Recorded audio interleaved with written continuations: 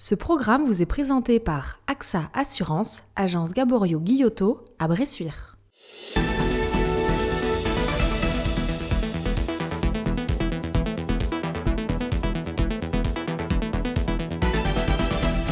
Bonjour à tous, je suis ravie de vous retrouver pour un nouveau numéro de Club Éco. C'est évidemment l'occasion pour moi et pour toute l'équipe qui travaille sur ce programme de vous souhaiter une très belle année 2017, qu'elle vous apporte santé et prospérité. Vos avis sur Club Éco sont importants et nous avons choisi de prendre en compte vos remarques sur le format du dernier numéro de Noël. C'est pourquoi nous sommes une nouvelle fois sur le terrain aujourd'hui.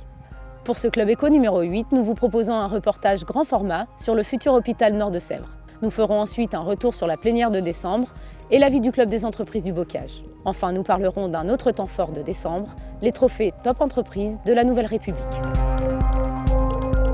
CHNDS, pour Centre Hospitalier du Nord de Sèvres. C'est l'un des chantiers phares actuellement sur le territoire. Ce nouvel hôpital, qui se situera dans un triangle composé par Bressuire, Thouars et Parthenay, est un projet d'intérêt général.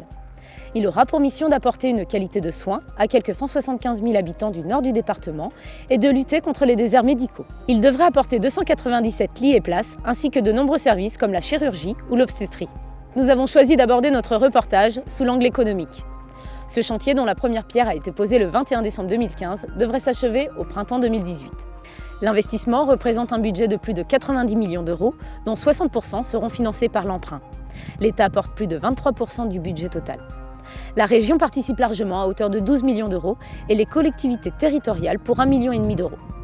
C'est l'entreprise Bouygues Bâtiment qui a la charge du projet. Nicolas Courtois, responsable du chantier, a accepté de répondre à quelques questions. Bonjour Monsieur Courtois. Bonjour. Je vous remercie avant tout de nous permettre de filmer sur le chantier du Centre Hospitalier Nord de Sèvres. Alors dites-moi, comment se déroule le chantier ?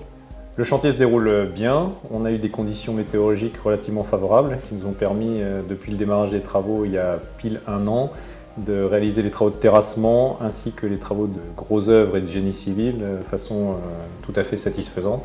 Nous sommes dans le planning tel qu'il est prévu et la remise des clés aux clients est envisagée au printemps 2018.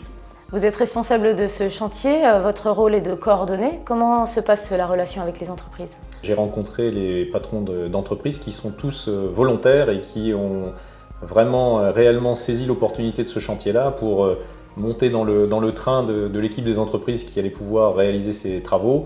Bouygues Bâtiment a donc fait appel à un certain nombre d'entreprises, locales ou non. Est-ce que vous pouvez nous dire combien d'entreprises au global sont intervenues ou vont intervenir et la proportion en entreprises locales ? Alors, plus de 80% des marchés sous-traités ont été confiés à des entreprises locales et régionales. Ont-elles besoin d'un accompagnement spécifique ? Alors effectivement, sur un chantier de cette taille, avec des cadences aussi soutenues et avec un label haute qualité environnementale, nécessite un certain nombre d'ajustements par rapport aux habitudes de travail des entreprises qui ont un savoir-faire mais qui sont habituées à travailler sur des chantiers de taille un peu plus réduite. Donc nous les accompagnons sur plusieurs sujets. Tout d'abord sur le sujet de la sécurité. Nous accompagnons également sur le rôle de la qualité puisque nous réalisons un hôpital, donc un haut degré de fiabilité qui est requis pour ces installations.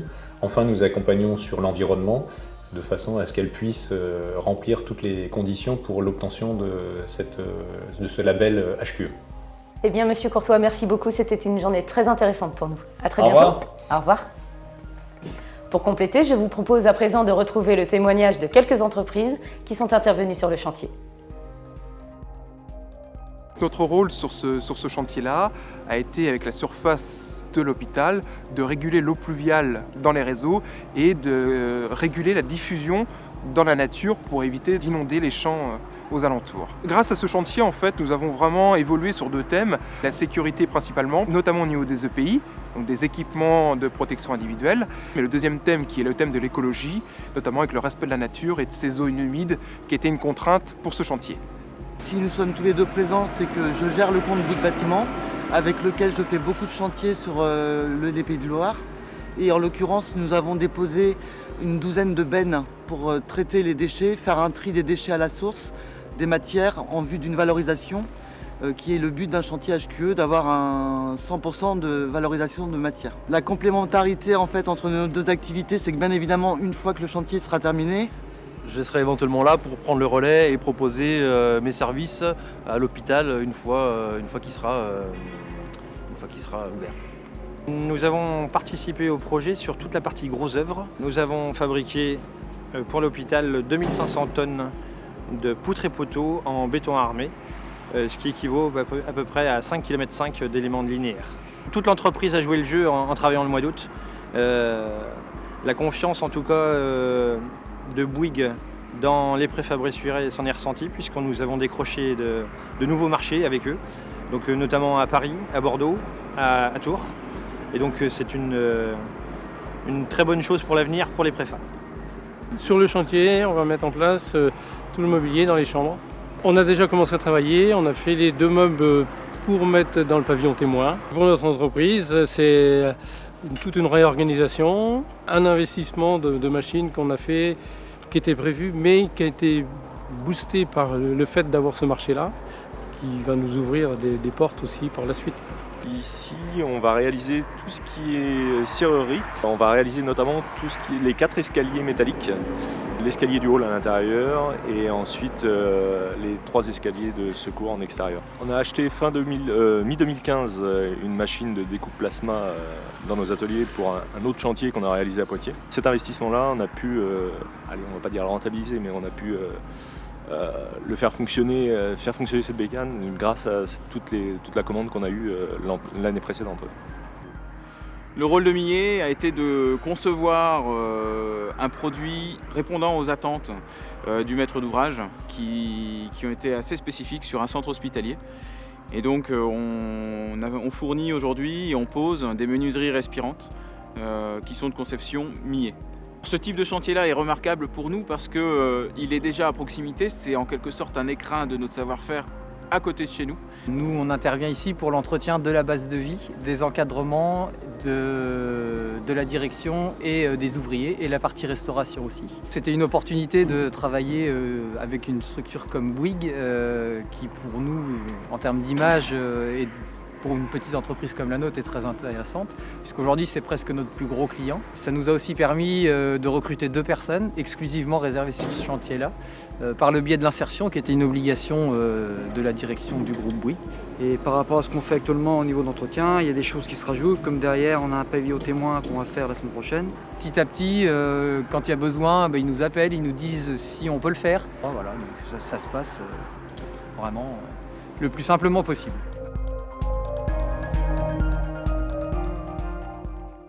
Le mois dernier, le Club des entreprises du bocage avait invité Daniel Costantini lors de sa soirée plénière.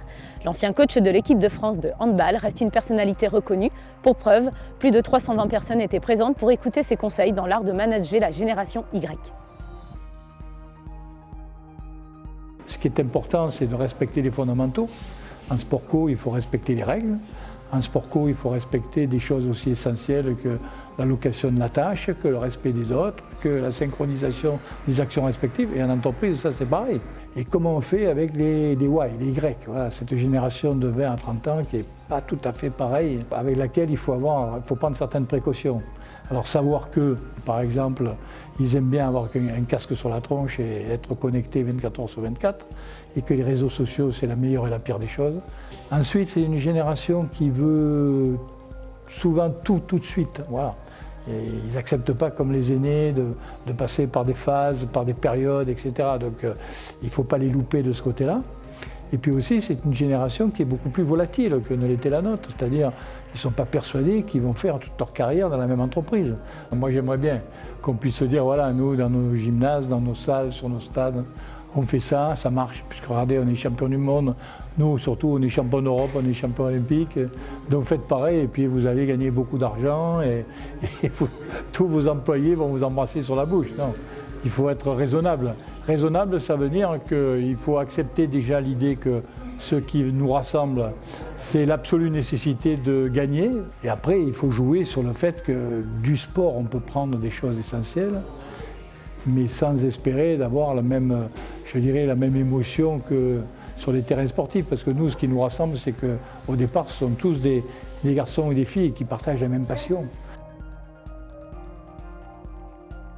Vie du club toujours. La prochaine plénière aura lieu le jeudi 16 février 2017 à Saint-Porcher. Réservez votre date. Comme chaque année, la Nouvelle République a organisé sa grande soirée de remise des trophées Top Entreprise le 7 décembre dernier. Lors de ce rendez-vous attendu par les acteurs économiques du département, 3 des 8 trophées ont été remis à des entreprises du territoire de l'Agglo de B.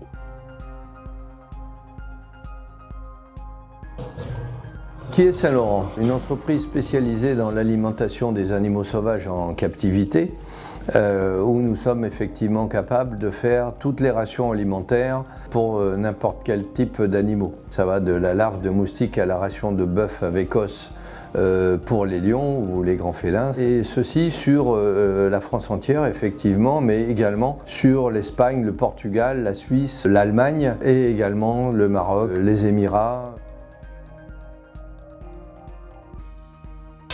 L'entreprise Polyplast est présente à Neuilly-les-Aubiers depuis 1969. Nous avons d'ailleurs déplacé l'entreprise il y a 4 ans et demi maintenant et nous sommes installés sur cette zone industrielle de Proulin-Regueil. Il y a maintenant 1 an de ça, une personne est venue me voir parce qu'il avait un projet de maison en composite. Nous sommes arrivés à concevoir des moules pour faire des pièces qui reproduisent à l'identique des murs de maison et des plafonds de maison. Le laboratoire Sciences et Nature dispose d'un véritable bouquet énergétique puisque pour répondre à ses besoins, il dispose de 3 centrales photovoltaïques, de 2 chaudières biomasse, également de solaire thermique et d'une éolienne d'une puissance de 12 kW. Ce numéro de janvier de Club Éco est terminé. Je vous remercie de votre attention et je vous donne rendez-vous le mois prochain. N'hésitez pas à réagir à ce numéro par email ou sur Facebook. Encore une fois, meilleurs vœux pour cette année 2017. Soyez heureux, à bientôt.